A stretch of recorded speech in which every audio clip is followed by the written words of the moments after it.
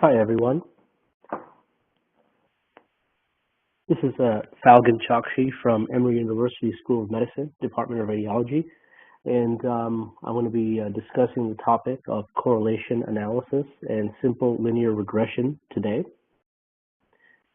This webinar is funded by a venture fund grant to Radiology Alliance for Health Services Research, or RACER, and the Radiology Research Alliance, RRA, from the AUR Research and Education Foundation. I don't have any relevant disclosures for this talk. I would like to acknowledge the AUR GRAF Fellowship Grant for allowing me time and support for initiatives such as this. And I wanted to acknowledge the journals Radiology and AJR, which have superb statistics series that are available online, and some of which I'll give you a reference for at the end of the talk for statistical background for radiologists. So the learning objectives for this talk are twofold. One is understanding the differences between correlation analysis and simple linear regression, and two, to list the limitations of these two statistical methods. Let's go through some basic nomenclature first, just to have a foundation before we go into some details. So what is a correlation coefficient? This is a statistic that usually ranges between the values of -1 and +1, and it measures the association between two variables. So it can be the association of, for example, age versus weight, or age and height, or height and weight. What is a rank? In statistical terms, rank is basically a way of relative ordering of measurements in a variable. So this usually refers to what are called nonlinear variables, meaning these are not variables that are spaced equally. They can involve basically decimals, and this is a way of ranking them in order to make a statistical analysis easier. And we'll show you an example of that shortly. What is a continuous variable? Well, this is a variable that has defined intervals. And what that means is that if you go up or down by 1 unit of the variable, it's the same amount of change. So for example, heart rate, CT dosage, age, and time. These are all defined intervals. If you go higher by 1 unit of heart rate, it has the same incremental interval as you going down by 1 level. Categorical variables are those that have undefined intervals. They're, like as the name implies, that they're categories, such as gender, race, and so on. For the purposes of this discussion, we will focus only on continuous variables because this is where correlation analysis and simple linear regression really focus. What does the term association mean? We hear this a lot in the literature and also in the lay media. It basically means correlation, but there's no actual causation. And that essentially is saying that there's two variables that somehow are related, but we don't know if one actually causes the other or vice versa. It's a very important distinction to remember during the topics of this discussion, because the techniques we will discuss here are not what are called causal inference techniques. They only relate to correlation, again known as association. What is prediction? We see a lot of medical literature coming out that says that so-and-so variable predicts a certain outcome, like mortality, morbidity, dose, etc. Well, prediction is essentially a quantitative impact of a predictor on a specific outcome. So basically, think of it as what is the impact on the association in question, and we'll go into that shortly. And again, remember, prediction does not equal causation. Prediction only says is that if one variable were to increase, what ends up happening to a second variable as a statistical measure. So let's dive into correlation analysis. What's its purpose? Well, it is to measure and interpret the strength of a linear or nonlinear relationship between two continuous variables. This is very important to remember, that continuous variables are where correlation analysis really should be used. It should not be used to, for example, correlate things necessarily as gender and race, because these are what are called the categorical variables. So correlation analysis equals continuous variable associations. This is really a good method for generating hypotheses, not for testing hypotheses. And this is a very important distinction statistically, because you may have two variables and you're trying to see, number one, is there first any association, any correlation between the variables before you go ahead and, for example, do regression analysis and say that, well, now I want to see what is the effect of a given variable, let's say the predictor, on an outcome per se. So again, correlation analysis is really for hypothesis generation.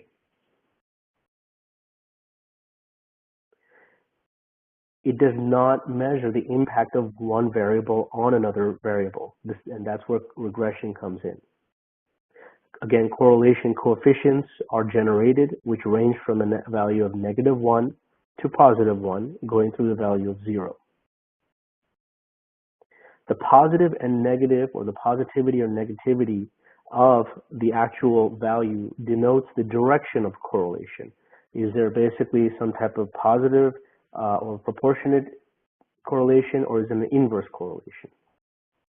The value, the number that's associated with that positive or negative value, is what denotes the strength of the correlation.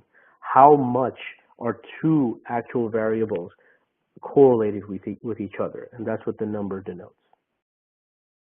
So here's an example from the literature, where on the top you see a graphic showing you 4 different versions of visualization of correlation analysis. The first one on the left shows you that there is an R of 0, an R meaning this is the convention for talking about what's called a Pearson's correlation coefficient, and we'll get into that in the next few slides. But an R of 0 essentially means there's no correlation at all. There's no association, as we see in the bottom table. The second to the left, we see a correlation of 0.8. 0.8 means there is strongly positive correlation between the X and Y variables. That does not mean that X will predict Y, or if X goes up, we know exactly how much Y will go up. All this is saying is that there happens to be a relatively tight association. The second from the left graph shows you a perfect positive correlation with a value of 1.0. And the last graph will show you the complete opposite as far as the direction goes, a perfect negative association. In clinical research, we hardly ever see R values of 1 or -1, and if you do see them, you have to be a little suspicious as to whether or not there's some sampling bias here. However, values of 0.8, 0.9, all the way down to 0 are seen throughout the range of literature. So when we talk about correlation analysis, we are dealing with what are known as correlation coefficients. Those are the values that range between +1 and -1. There's 2 types of correlation coefficients that are routinely used in radiology research. One is called the Pearson correlation coefficient, and is denoted as a small lowercase r. This correlation coefficient measures linear relationships between 2 variables. It's very important to remember that these are linear relationships. For example, if height goes up, what happens to weight? If age increases, what happens to height, etc., etc. You must have continuous, equally spaced data. So what that means is you need continuous variables that can be plotted on the X and Y axes. So age and CT dose, for example, those are 2 variables which are continuously equally spaced. As age increases by a unit of 1, it's the same effect as age decreasing by a unit of 1. Same thing with CT dose. The other assumption is that there's a normal probability distribution or Gaussian distribution of the actual values in play. And you really should and must actually report a measure of uncertainty when you report out a Pearson correlation coefficient. So for example, a confidence interval is usually what is accepted in our literature and studies as a valid measure of uncertainty that can be clinically relevant. Next, we move on to a different correlation coefficient called the Spearman's rank correlation, abbreviated as Greek symbol rho. This involves the use of ranks based on continuous data, but this is usually non-parametric continuous data, meaning if you were to plot all the data and you wanted to look to see whether there's a bell-shaped distribution of the data, you will not see that bell-shaped distribution. It's very important actually to, as a first step in correlation analysis, to really plot out your data and do like a scatter plot to see how does all the data actually land. If you see that there is non-parametric, meaning there's a right or left-sided tail to the data, then it may be worth doing a Spearman's rank correlation. In fact, a Spearman's rank correlation is actually a more robust statistic compared to a Pearson's. Again, we're dealing with unequal data intervals, and it measures nonlinear monotonic relationships, meaning, again, these non-parametric data which cannot be accounted for using a Pearson's rank correlation can be accounted for with the Spearman's. So as an example, what does that mean when you rank data? So here's another example from the literature of a study of 19 subjects looking at total procedure time and the dose of CT fluoroscopy using a method that was described in the paper. On the first column, you see that you have the subject numbers from 1 to 19. The second column, what they did was they did a log transformation of time, which is a sort of a maneuver that can be used to work with the data easily when it comes to actually doing correlation analysis and regression. So you can see here that we have numbers that range from 3.61 all the way up to 4.71. Then the middle column is the ranks. So we basically start at 1 and we rank it up to 19. And what that ends up doing is that you have a more orderly association of the data and distribution of the data. When you do have values that are the same for different subjects, so for example, subject 9 and subject 10 both have a log time value of 4.32, you take the average of the two for the ranks. So instead of it being 9 and 10, each one of them is 9.5, as you notice. And the same thing was done for the y-axis data, which is the log of the dose that was used. In this case, you see the ranks as being 1 through 19. However, the order is different. So what they've done is they've taken the x-axis data and actually ranked it from lowest to highest, and then the commensurate rank of the y data has to also fall into play, but of course it's going to also change based on its rank. If you look at the bottom of the graphic, you'll see that you have a Pearson's coefficient of 0.85 and a Spearman coefficient of 0.84.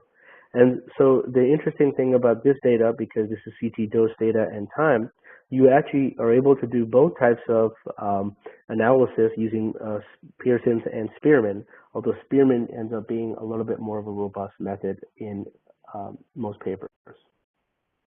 This is another graphic from an article from AJR 2005, which shows different representations of correlation coefficients depending on how the data are structured.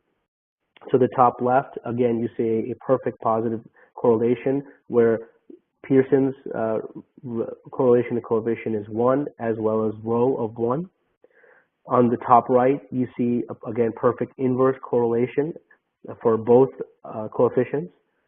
The middle left, you see that there's comparable negative, pretty strong association of both the Pearson and the Spearman correlation coefficients.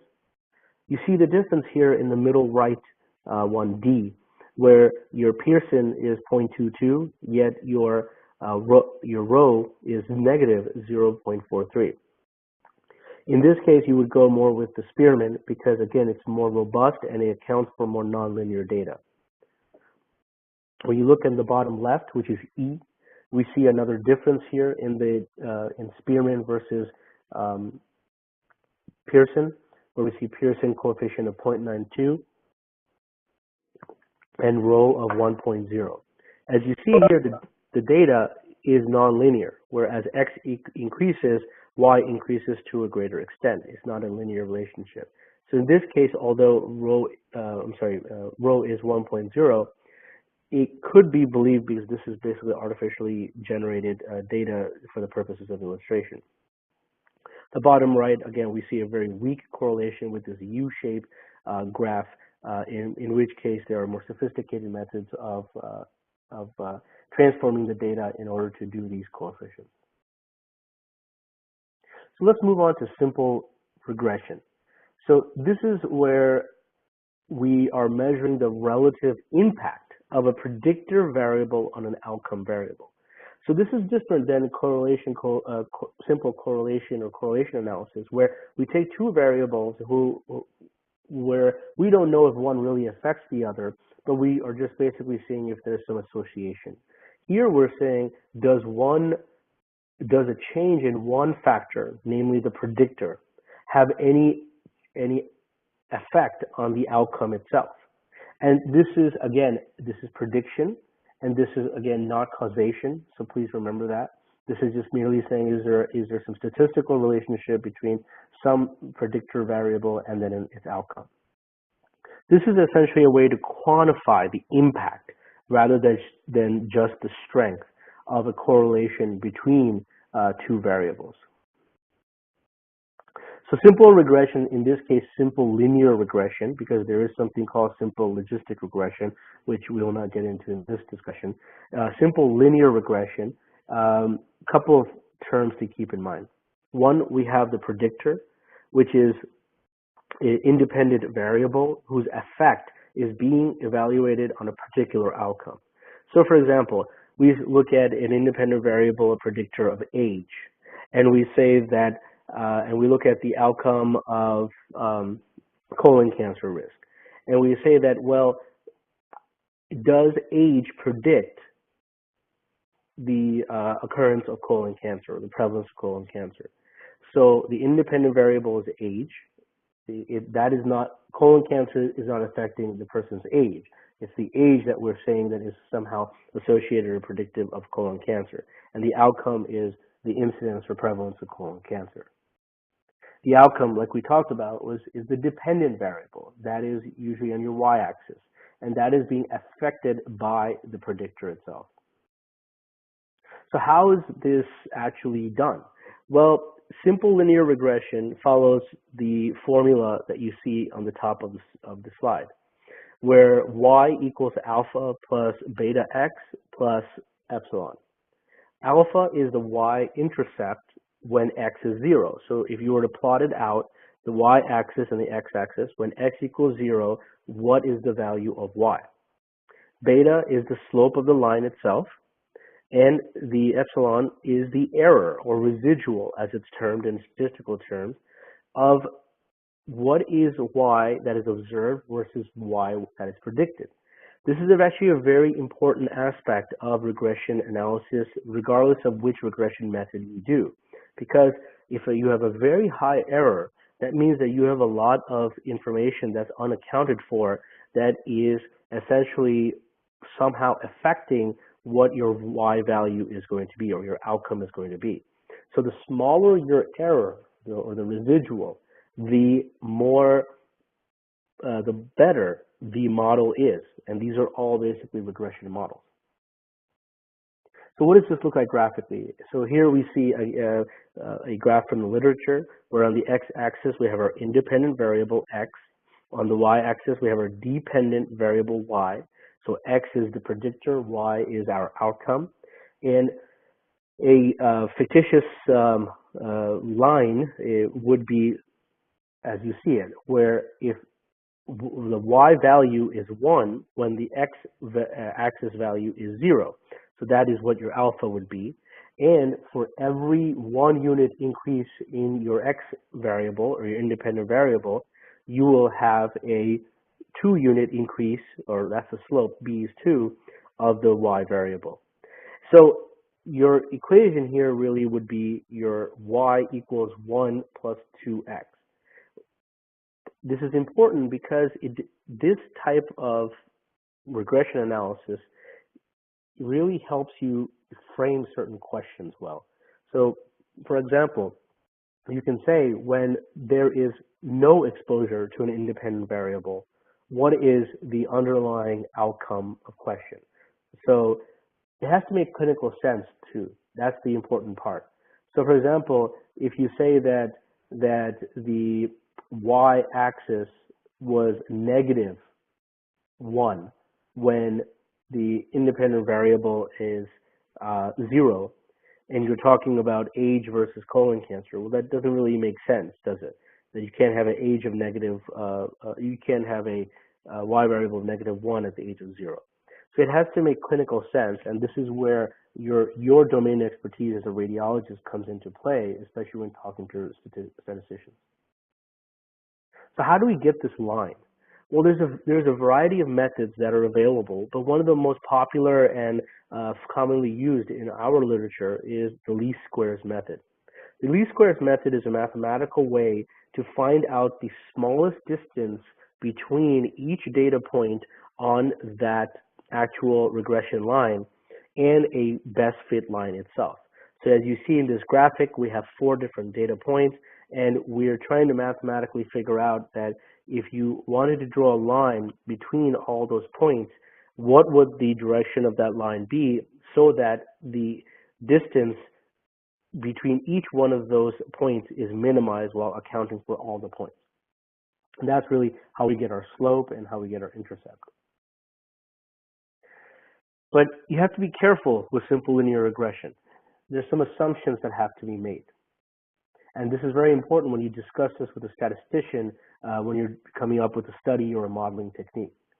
Your error is assumed to be uncorrelated. What does that mean? That means that if your x value increases, your error, or the data, the change in y that we talked about between observed and predicted, it should not be correlated with the x value.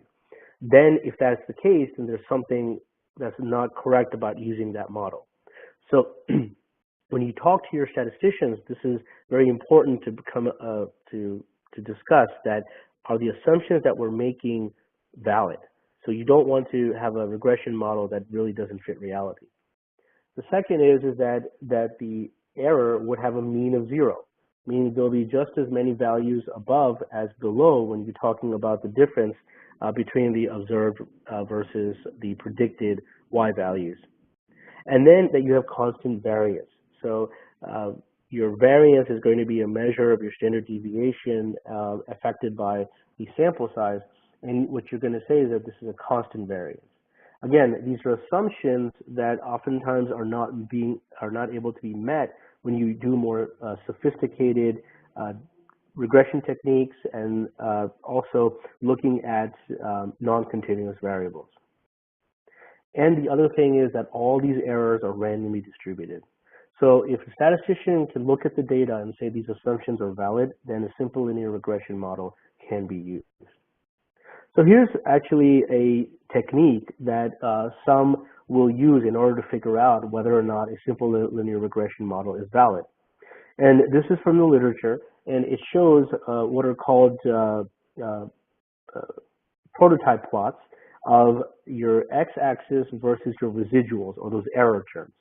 So what you could do is you can actually plot all the differences between your observed and your predicted values for each one of your data points on these graphs. And on the top left, you would actually see, this is what you would want to see.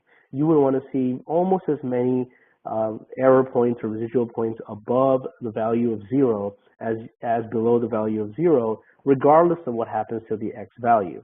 And this is what we talk about when we say that the error term is uncorrelated with the x value.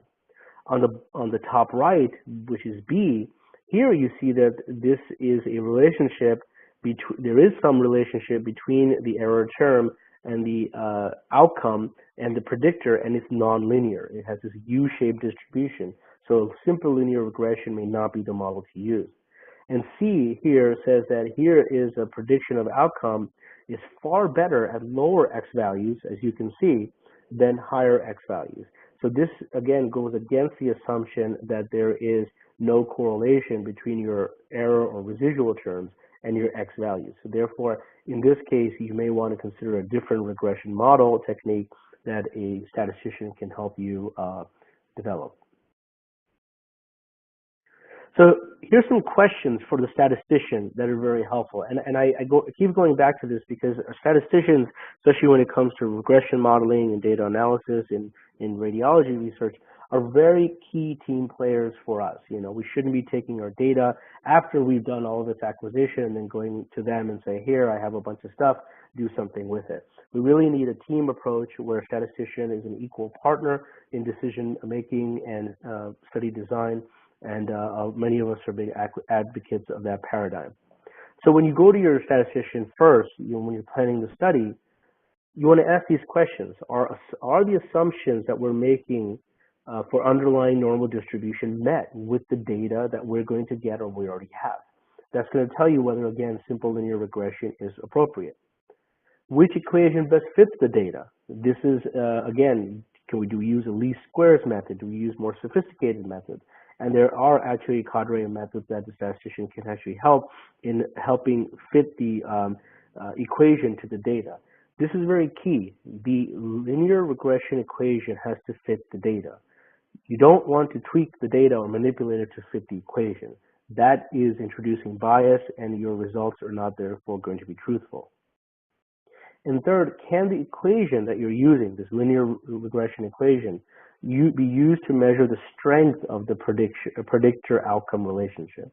So what that means is that you just don't want to see if there's a relationship. You want to be able to quantify it using a regression table and to be able to really definitively say that if I increase my value of X by 1, then I'm able to see that what is the actual magnitude.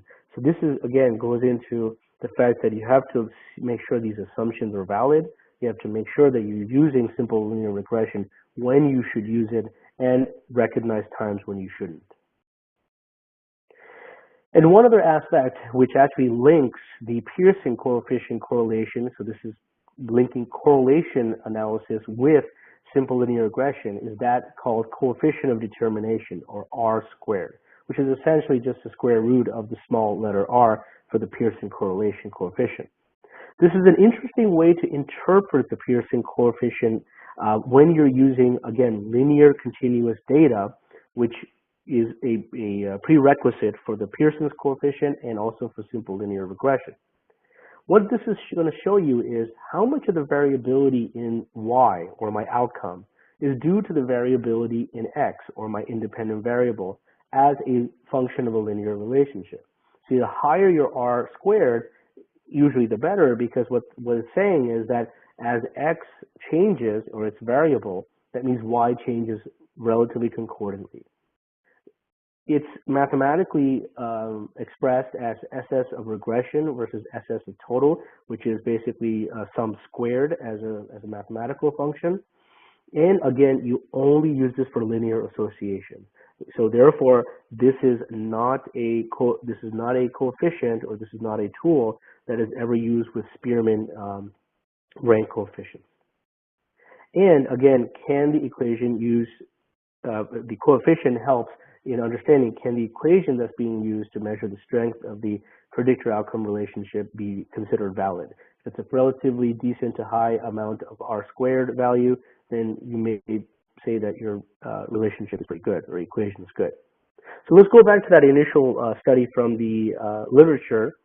Here's our data set again, looking at total procedure time and dose of CT fluoroscopy guided procedures. Here we have both rank data, and also we have the log transformation of the time and dose itself. So when we actually do simple linear regression in this case, if you look to your left, you actually see what the equation is. So here we actually have our Y-intercept in this case actually goes all the way into the negative dosage range, which doesn't make sense clinically. So here we actually see that at negative 9.28 would be the dose when your time is 0, which clinically and physically can't happen. So really the way we express this is we say, well, when the x-axis actually, we have data, the lowest x value is where we start our line in this case. So here we see a slope of 2.83 for every x increase. So as the log of the total time increases, you have basically the log of the dose increases by a factor of 2.83. This can be mathematically recalculated in order to actually give you the real dosage using a natural exponential reversal. And this is not very difficult to do in Excel and other sophisticated statistical software. On the right, you see the table, which shows you the statistics that we've been talking about in this talk. We talked about the correlation coefficient, which is small r, so this is Pearson. We have a pretty good correlation association of 0.85. We have our coefficient, r squared, which is 0.73, which is saying that 73% of the variability in the dose is attributed to the variability in the time that you're actually doing fluoroscopy. So, that's pretty appropriate actually. And then the regression parameters. Again, we talked about our intercept, which is going to be negative 9.28, which is again not clinically possible. But we have our slope, which tells us basically that this whole exercise has shown us what we probably hypothesized from before, that as we increase the amount of time that we use fluoroscopy, that our dose is going to increase. But the beauty of this is now we actually see the strength or the quantification of how much will the dose increase. Will it increase very minimally or will it increase significantly? So in summary, we've discussed on a very basic level correlation and simple linear regression. And again, remember, this is association or correlation, but not causation. Continuous variables are only used in these relationships. And statistical consultation, and not even consultation, but really being part of the team with a statistician is highly recommended. And I recommend the following two papers, which are from the statistics series from Radiology and American Journal of Acknowledgements, respectively. These are great reads, and they give you the examples that I put into this talk, as well as additional ones that will give you a good context in terms of radiology research as to how these methods can be employed. So I wanted to thank everyone for their attention. If you have any questions, please email me, and my Twitter handle is also listed there.